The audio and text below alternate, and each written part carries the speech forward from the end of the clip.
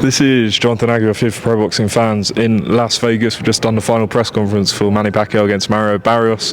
This Saturday night here at MGM Grand, Dan Rafael is in Las Vegas covering his 25th Manny Pacquiao fight. I saw on X this morning. Dan, good to be here in Vegas. Yeah, good to be back doing it in person since we do all these things on Zoom a lot. Yep. But yeah, you mentioned 25 Manny Pacquiao fights. I actually went on the BoxRec lineup of his fights and I counted. And it made me think about it at the press conference because it was brought up by Ray Flores, who was the moderating the press conference, asking Manny about when he first fought here 24 years ago when he won his title at junior featherweight and he boxed against Layla Ledwaba on an Oscar De La Hoya undercard, and I was ringside for that fight. That was my first Manny Pacquiao fight. So I was thinking to myself, the fact that both of us are still doing this and we're still back in this, I mean, we sat in this exact same room for those press conferences at the MGM, and 24 years later doing the same one, and Manny Pacquiao is going back in the ring after 4 years in retirement. But the difference between what Manny does and what I do is I don't take punches for a living. So the fact that he's still doing it is still amazing to me, or trying to do it anyway. Now, back in those days, I believe you were either with USA Today or ESPN, but this weekend you'll be a big fight weekend and your Substack. Just tell us how it's going. I know you're trying to push your YouTube channel, so give us a bit of an idea how things are going. Well, first of all, back in those days, I was actually still at USA Today when I covered that Oscar fight. But yeah, we making a go on the big fight weekend YouTube channel. Got some good interviews. Got Daniel Dubois on there. Got Manny Pacquiao in there. Got Bam Rodriguez. We'll have Xander Zayas coming up.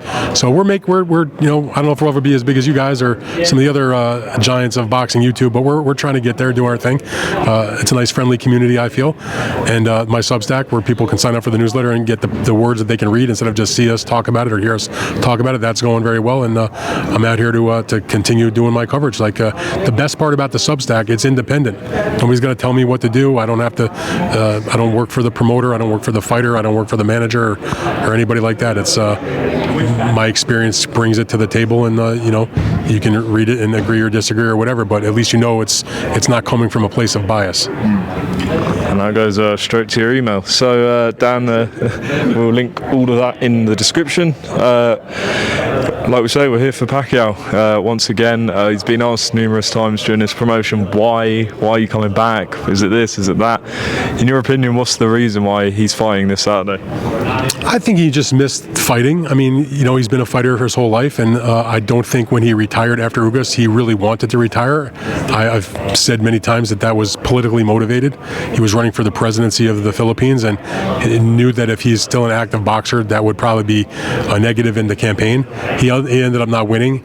He ran for another Senate seat. He didn't win.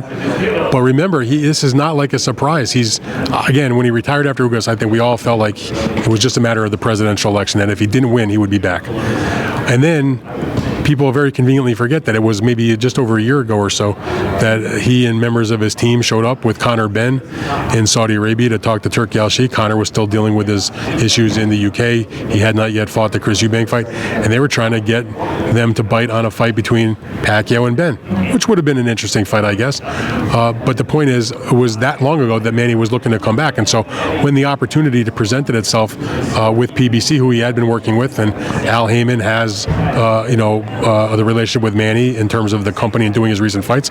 Mario Barrios is also a PBC fighter, so from the business side of things, it probably wasn't that hard to make, and they were able to put that together. So I'm the least surprised guy in the world that Manny Pacquiao is fighting again. In terms of the challenge he's taking on Saturday night, he's obviously faced probably every style he could have over his career. But what challenges do you feel Barrios brings to him? I think the challenge, quite frankly, a lot of it is Manny overcoming whatever he's dealing with. In other words, to how much he has left, how he feels.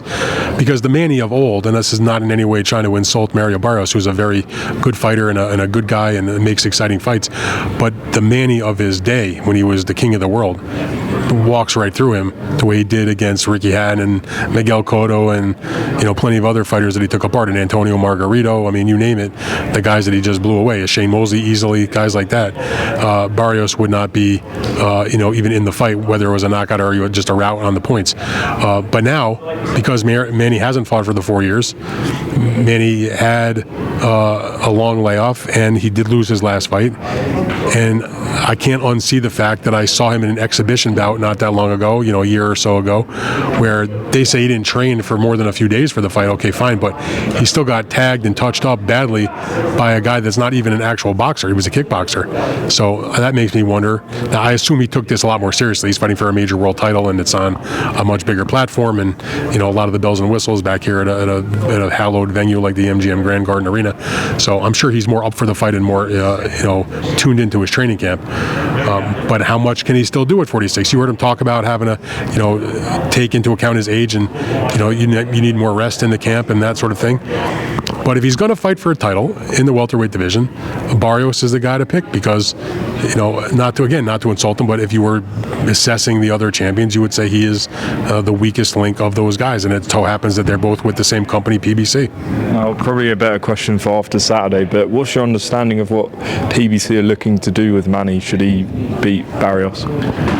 Well, Manny's perspective has been that I'm taking it one fight at a time, and if you're 46 and you're coming off the long layoff, I think that's the right sort of thought process. So if he looks great or he wins even, I would be surprised if he retired off that. I mean, he didn't wait 4 years to come back just to fight one fight, win a title, and then walk away. Knowing the competitive sort of guy he is and how much he loves to do it and the amount of money that he could make, I would be very surprised if he decided to walk away. So I guess they would look at the landscape and see what's out there. I mean, there's been these crazy rumors and stories about maybe if he wins that he'll lure Floyd Mayweather into a rematch. I mean, I don't buy that for a second, but there'll be other fighters he could fight if he wants to continue his career. So much boxing going on down this weekend. Obviously, Bam and Cafu are fighting in Texas on DAZN. But the fight I want to talk to you about is in London. Usyk Dubois, the rematch. How do you think Saturday's going to go in that one? I mean, Daniel obviously did not do well in the first fight. He got dominated. He got dropped with a jab. He quit. That's obvious on the knee.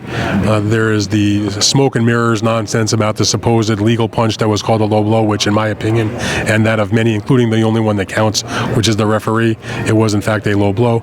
And so if you're a Daniel Dubois supporter, you would ask yourself, okay, fine. They called it a low blow. He would have had probably a knockout if it wasn't, but he still had another 7 rounds to work with after that occurred. Why didn't you do anything? So he got completely dominated, and like I said, he quit. Now, a lot of people would look at that and say, well, if that happened to that fight, he's got no chance in this rematch, but they're in different places in their careers right now. So I think he's got a way better chance on Saturday than I thought before that when I saw the first fight, because since that happened, you have Usyk, who's still a great fighter, but he's obviously had 2 very grueling, very tough, hard-fought fights against Fury. He's not getting any younger. He was busted up in those fights. He was cut, and he's 38 also. He's not a young guy. He's had a ton of mileage on his tread, not so much as a pro because he's only had, 23-0, but he's had a zillion amateur fights from his days, in fighting the Olympics and just tons of amateur fights. So you wonder what's he got left. And in Daniel's situation, post that terrible performance against Usyk the first time, he didn't just score a couple of quick, easy knockouts against guys that you never heard of and proclaim himself ready to fight for the title again. He did what you have to respect, which is he went in there and he fought 3 real guys in a row in fairly short order, and he got wins against all of them, and he did so by stoppage. Knocked out Gerald Miller, who was undefeated in a heck of a fight. Was an underdog significantly against Filip Hrgovic, cut him up, stopped him, won the interim title, got elevated, because of the business shenanigans that go on in boxing, but nonetheless he had the title. And then the coup de grace, right? He absolutely destroyed Anthony Joshua, another big-time underdog in that fight. And again, he didn't just knock him out, he pulverized him. He obliterated him, and he probably, ended the career of Anthony Joshua from the standpoint of the realistic way that maybe he could go back and become a top heavyweight. He cannot say that Joshua is going to retire when he can still have some big fights, but is he ever going to get back to the level that he was? Hard to say, because that was such a massive knockout. So he's earned this rematch with Usyk, and so they'll go in there and try to see who's the undisputed champion of the world. But if Usyk is still a good boxer and can still do the things that he's so adept at doing, even with Daniel's improvements, maybe he'll make it more competitive. Maybe he'll win 3 or 4 rounds instead of 1 or 2, maybe. But it's kind of hard to go against the master boxer, because Daniel still gets hit and is still capable of being dropped and knocked out. Last one, Dan. I don't want to keep you all day. We've got a workout to get to in a minute. Eubank and Benn, the rematch.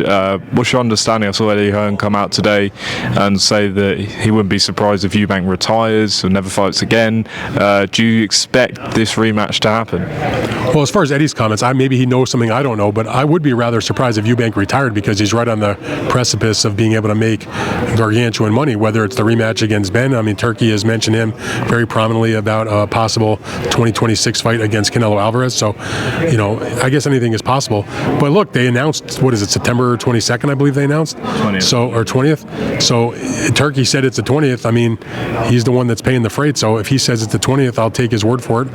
But that could change, because, again, Turkey can put up all the money he wants, but nobody can make a guy get in the ring and fight. And if Conor Benn wants to fight, but Eubank doesn't, you can't just show up and have one guy stand in the ring. You need somebody on the other side of it for you. So if Chris doesn't want to do the fight, I guess he's not going to do the fight. I would hope he would, but if he doesn't, so be it. Let him. And if he wants to retire, he can retire coming off of a glorious victory against the family rivalry, and score that big win. And he made a ton of money, and they put on, for me anyway, at the moment here in the mid-July time of the year, is the fight of the year so far for 2025. Cool.